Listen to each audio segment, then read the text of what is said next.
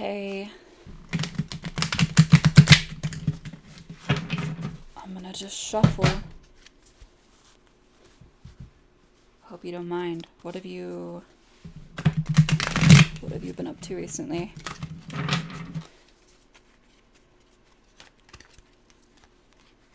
This last week,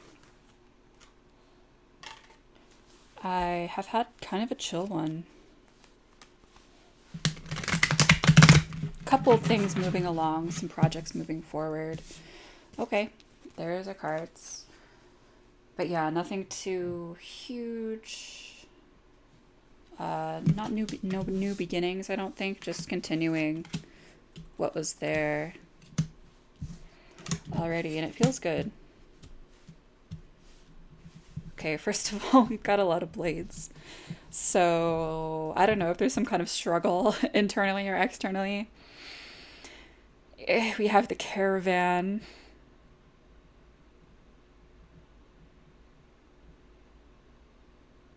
And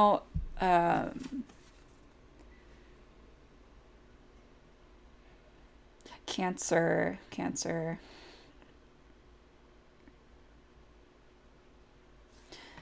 Uh, Turning toward a directionality, orientating yourself. Where are you? Where do you want to go? Who are you? Who are you moving toward? The Two of Blades is a decision. I think I have to cover her up. This is a grappling with the decision, and it feels like you could spiral about this decision forever.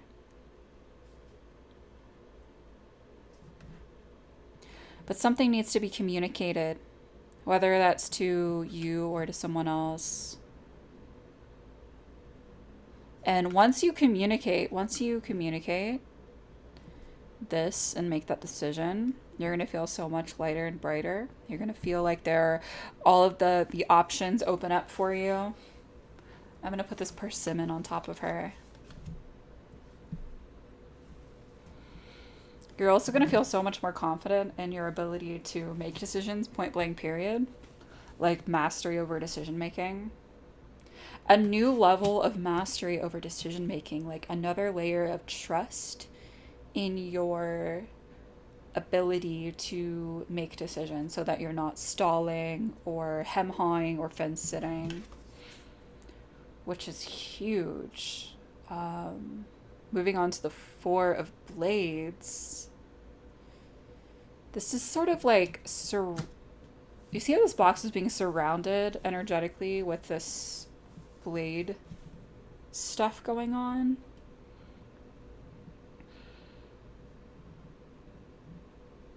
And it feels like whatever you have decided on is surrounded by people, places, things that are supportive of that moving forward or coming to fruition in a way, shape, or form.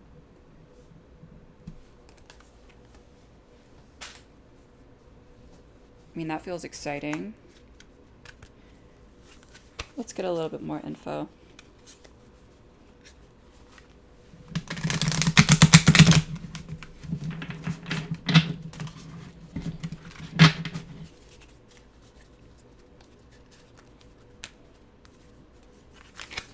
These big decks are so hard to shuffle. There's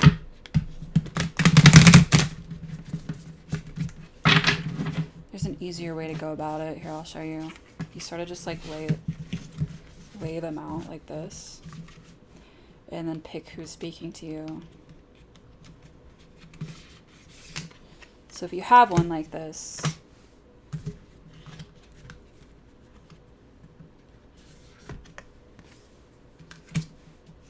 okay. I love that the deck is giving me a chance to talk about this.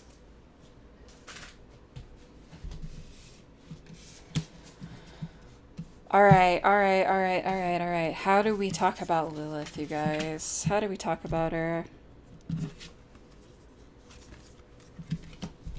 Okay.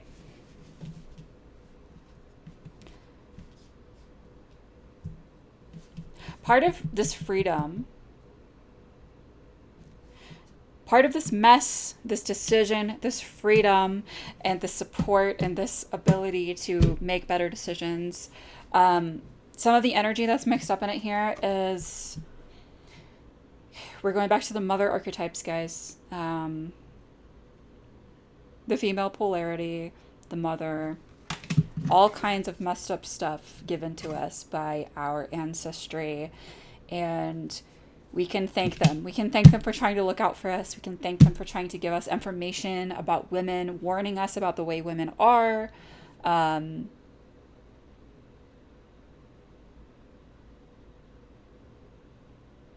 a lot of this unconscious negative stuff about women, who they are, what their purpose is, what their place is. And within breaking out of that, it can really feel like a battleground, y'all. So I'm not, like, no judgment on all these blades coming up. Like, it feels incredibly... It feels like being in the middle of an overwhelming awareness of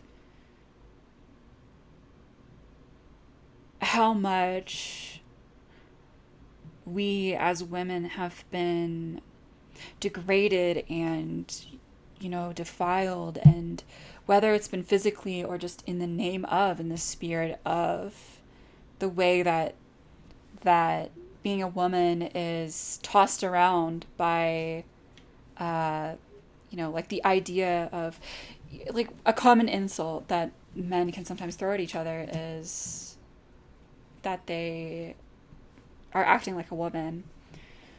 It goes so deep, and it's just, there's a difference between something being natural. Okay, here's another layer of it, y'all.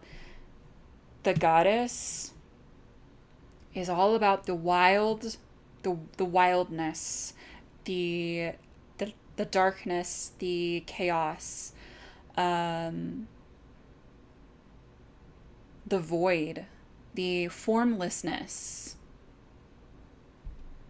which can be a really scary thing, especially when we are used to patriarchy, which is all order and control, and it has to be this way. There is a difference between what is natural and what has been taught and passed down. And I know that you know that, but you could be really in the midst of, like, sorting out some of that shit right now. Like, what was I told about women? Or what was I told about human nature? What was I told about the nature of who I am? What was I told about it? Versus what is it really? Who am I really? Do you see this goddess form right here? I'm almost certain you've seen her before. She goes by many names. I'm going to give you 3 of them right now. And if you feel any kind of pull toward her, just note that. Okay, Lilith is one of the names. There's Inanna. There's Ishtar.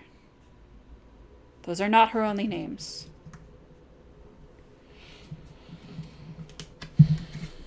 We're going to do something similar for this card right here. Genealogy can be helpful. Ancestor veneration, ancestor contact. Also talking with family members, no matter how old they are. Family members that are still here.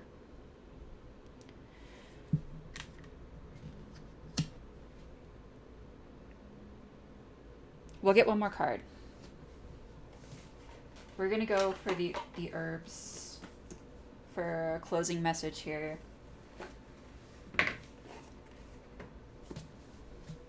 These are very supportive and nurturing cards, and I recognize that this is a lot.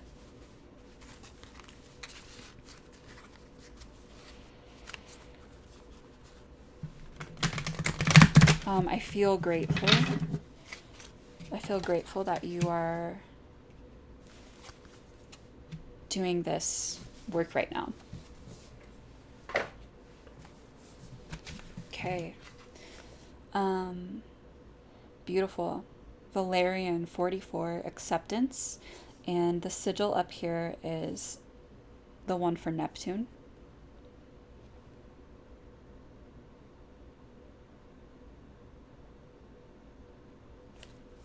Let's read the message.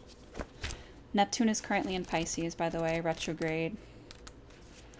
That is Neptune's home, place of residence, and he's been there for, I believe, 16 years.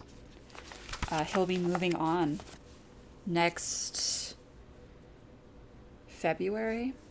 Yeah, he'll be moving on to Aries for the rest of our lifetime.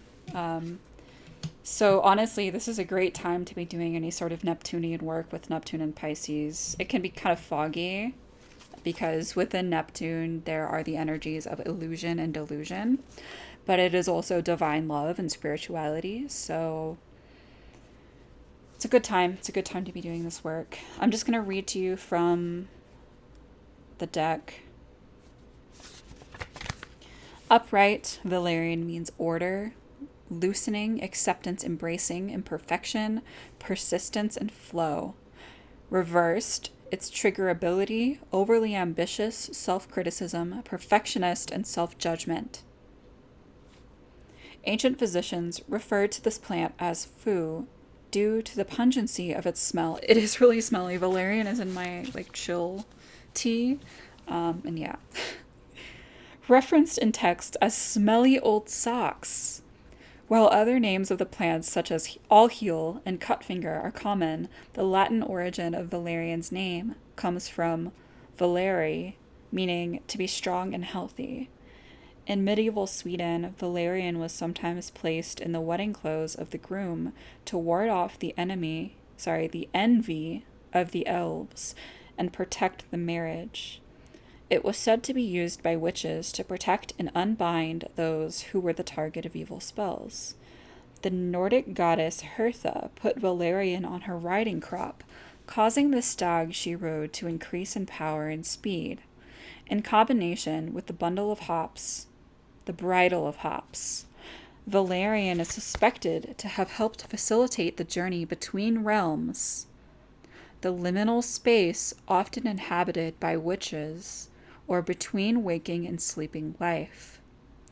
Both the Greeks and the Celts used valerian to ward off evil, traditionally hanging it in bunches around windows to repel spirits and protect the home from lightning. They also used it to consecrate ritual tools, promote peace, provide purification, break hexes, and enhance stability and happiness. A growing number of clinical trials now show how various types of valerian improve sleep quality and alleviate insomnia, exhaustion, fatigue, and pain. Valerian resembles Neptune's archetype, as the herb powerfully greatly relaxes the body and mind to experience deep states of rest, sleep, and even access to other worlds. Neptune is the planet of dreams, other realms, the subconscious mind, the psychic mind, imagination, and a fundamental connection to spirituality. Valerian assists us in abandoning the story that keeps us bound to one reality.